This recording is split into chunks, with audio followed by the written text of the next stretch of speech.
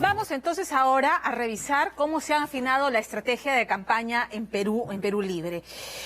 Parece que la estrategia ha sido el silencio selectivo del candidato, más dado a arengar en calles y plazas y a no dar entrevistas a medios, salvo algunas contadas excepciones. Y quizás esto responda a que el candidato es consciente de sus principales debilidades, ¿no? La poca preparación y la mucha improvisación que se advierte no solamente en su candidatura, sino también en la propia campaña. El equipo técnico se formó en el último tramo de esta segunda vuelta, pero sobre todo a su incapacidad de poder deslindar, cortar el cordón umbilical con Vladimir Cerrón, que es el dueño del partido, el ideólogo que proclama que es la ideología marxista, leninista, mariateísta, y además que sustenta el partido y a ese plan económico, el original, del que el candidato trata de desmarcarse, de morigerarlo, pero no termina de convencer. A ese desconcierto que genera estas idas y venidas está también los aliados de Perú Libre. Don Gregorio Santos y su partido, el exgobernador regional de Cajamarca, está preso por corrupción, por el mismo delito por el que ha sido sentenciado el dueño del partido, Vladimir Cerrón, razón por la cual no pudo postular. También está el movimiento de Antauro Humala, preso por asesinar policías en el Andahuaylazo, y que dice, en el gobierno de Castillo el único que puede negociar o conversar o lidiar con las Fuerzas Armadas soy yo. Castillo ha dicho que va a indultar a Antauro Humala. El propio partido tampoco le suma, ¿no es cierto? Porque Vladimir Cerrón, el que supuestamente no va a estar, pero ni de portero en una institución pública si Castillo es presidente, se ha encargado de decir a la bancada responde al partido. ¿Y quién es el dueño del partido? Vladimir Cerrón. Pero esta semana, el hermano de Vladimir Cerrón, Valdemar, en un audio que también se ha conocido y se ha hecho público, ha lanzado la siguiente sentencia: el día que el candidato se separa del partido, empieza su desgracia. Y finalmente, quizás la piedra más incómoda en el zapato de Perú Libre y del candidato es el tema de Movadef. El candidato ciertamente ha deslindado y ha condenado el terrorismo, pero no termina y no respondió en el debate a la puya que le lanzó Keiko Fujimori respecto a Guillermo Bermejo, congresista electo que tiene un proceso abierto por terrorismo precisamente, o por filiación, perdón, para ser precisos, por presunta filiación con movimientos narcoterroristas.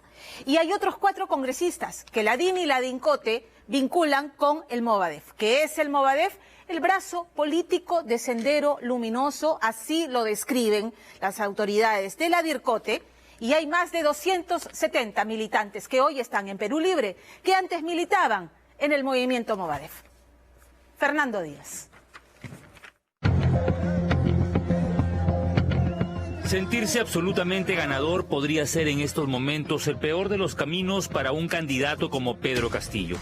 Un exceso de confianza, una pizca de soberbia, pero sobre todo, cualquier promesa lanzada al aire sin el mayor de los sustentos técnicos, como el reciente anuncio de la creación del Banco de Trabajadores y el futuro de las AFP, podría significar un mal paso cuando solo faltan 7 días para la segunda vuelta. Vamos a convocar a los trabajadores del país para que se geste un nuevo sistema nacional de pensiones y que sean los propios trabajadores que sepan cómo administrar.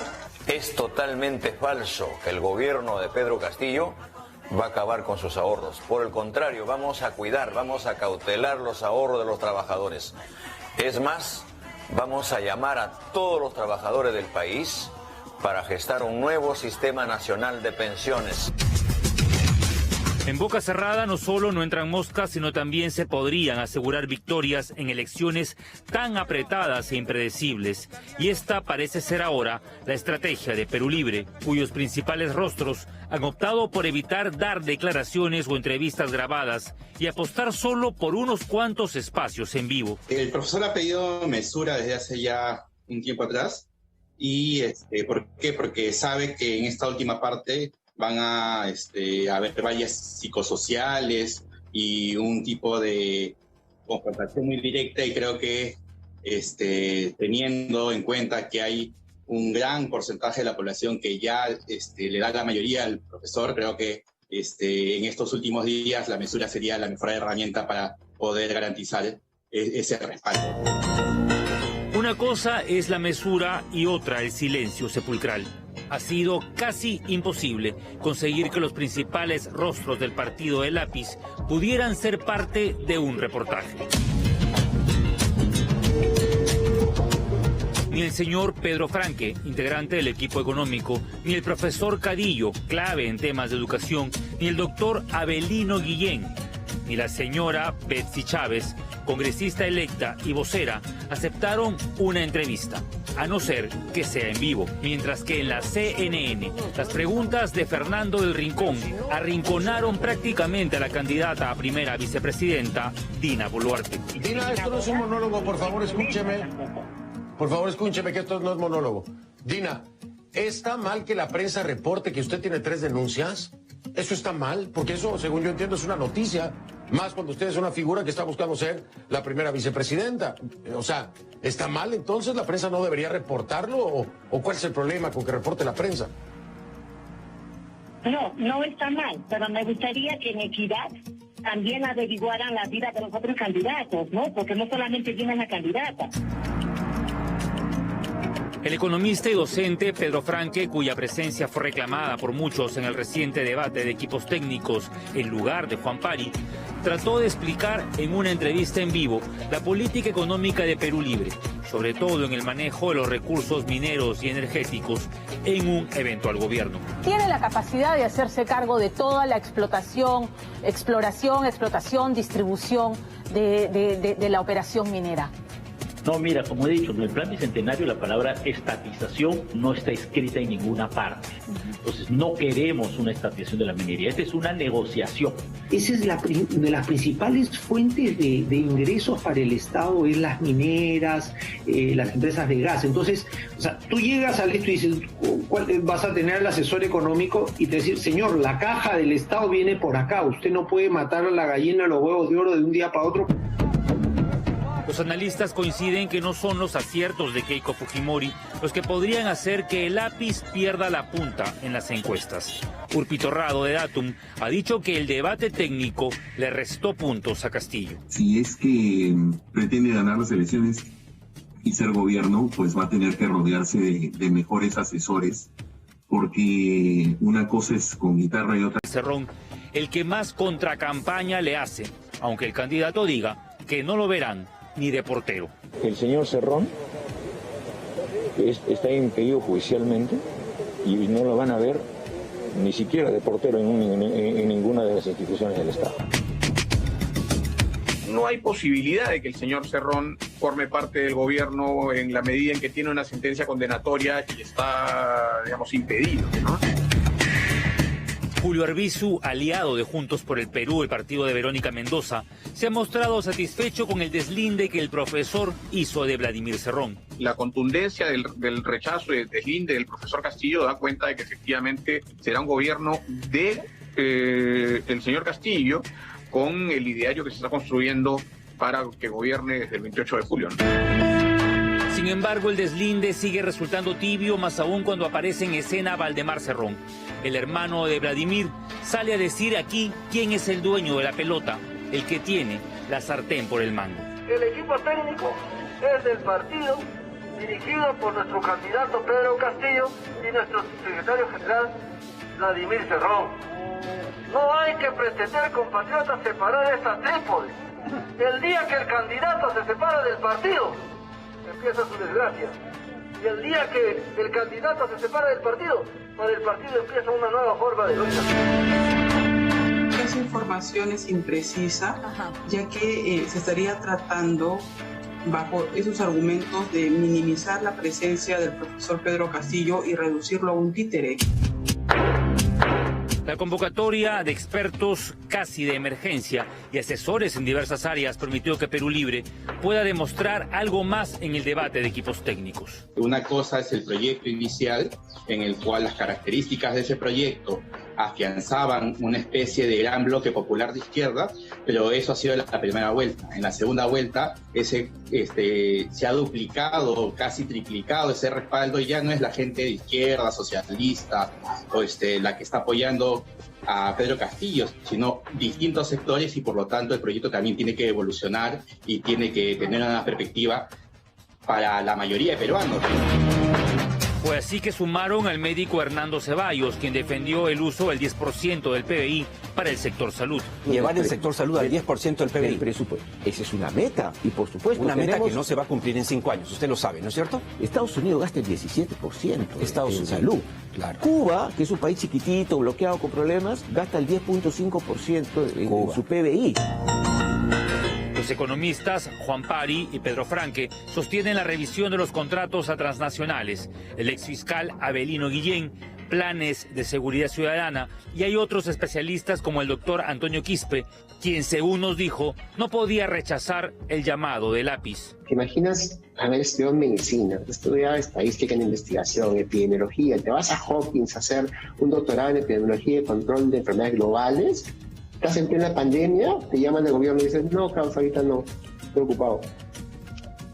Todos dedos de frente, ¿no? O sea, si este es el momento en que debemos poner en práctica nuestras habilidades y sumar. Quispe ha sido uno de los médicos más consultados en la pandemia. Hoy apoya la idea de tener un solo sistema de salud y reforzar el primer nivel de atención. ¿No? Una de las primeras cosas que me encargaron a mí tratar de proponer era este sistema de datos abiertos, ¿no? Y cuando comenzamos a plantear el problema era una cosa realmente alucinante cómo el Perú había sobrevivido tanto tiempo de un sistema unificado de datos de salud.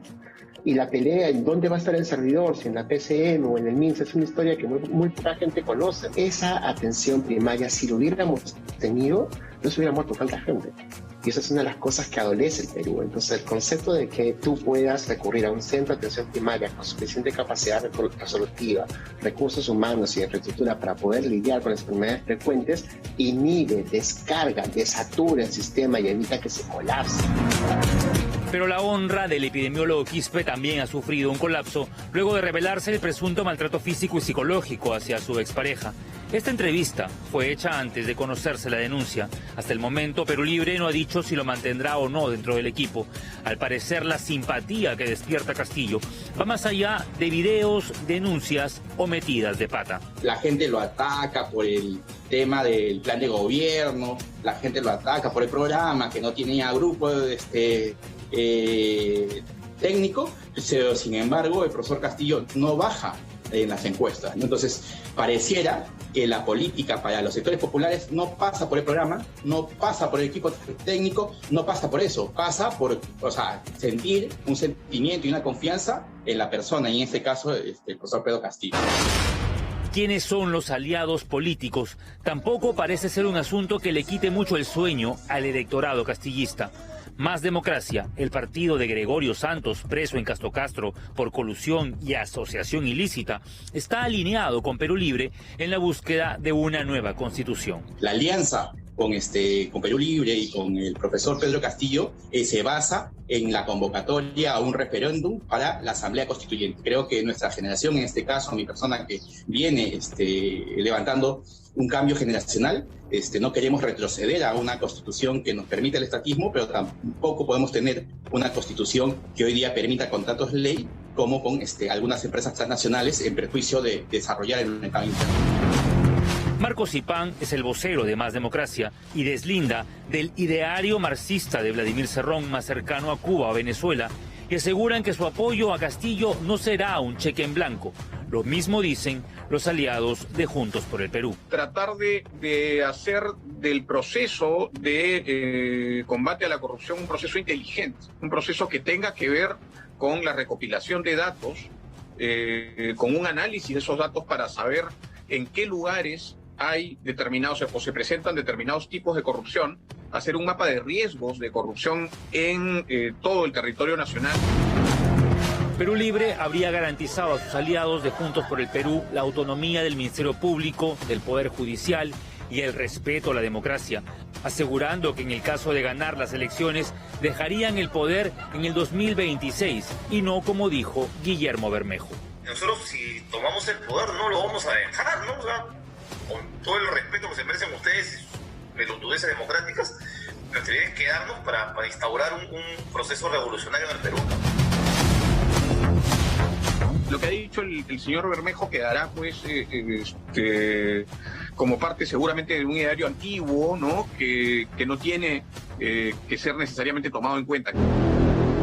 Intranquilidad es lo que precisamente han sentido varios luego de escuchar el reciente audio de Antauro Humala. ¿Quién necesita enemigos con aliados como él? Referéndum. Si no quieren, se caen 2 gabinetes y entramos a elecciones regionales, otra vez congresales. Conmigo fuera, tenemos mayoría absoluta. O sea, quizás lo mejor sería que se sumen los 2 primeros gabinetes, ¿no? Porque ya conmigo fuera la hacemos. La economía es el rubro que genera más desconfianza hacia el plan de gobierno. Por ejemplo, las últimas declaraciones de Castillo sobre la creación del Banco de los Trabajadores y que sean estos los que administren sus fondos de pensión. Si bien el candidato jamás dijo que expropiará los dineros privados, el debate se ha orillado hacia los peligros que podría generar una reforma de las AFP bajo una óptica populista. Más allá de los errores que tenga el sistema privado y las reformas que tengan que hacerse, ¿no? Pero el hecho de estatizar el sistema de pensiones, tanto ya sea a través de la ONP, como dice el plan de gobierno de Perú Libre, o a través del Banco de los Trabajadores, que es lo que mencionó el señor Castillo, termina haciendo lo mismo. El Ejecutivo no puede hacer cambios sobre el sistema de pensiones, no puede cambiar el sistema privado de pensiones a un fondo común. Recordemos que ese es un proyecto de ley que está ahorita en el Parlamento. Estos días serán cruciales. Habrá desesperación en ambos lados y quizás más silencios. El señor Pedro Franque y la congresista Betsy Chávez se excusaron de participar en este reportaje aduciendo un temor a ser editados. Curioso argumento cuando son ellos mismos los que terminan editando, enmendando planas y hasta traduciendo lo que el candidato ha tratado de decirnos.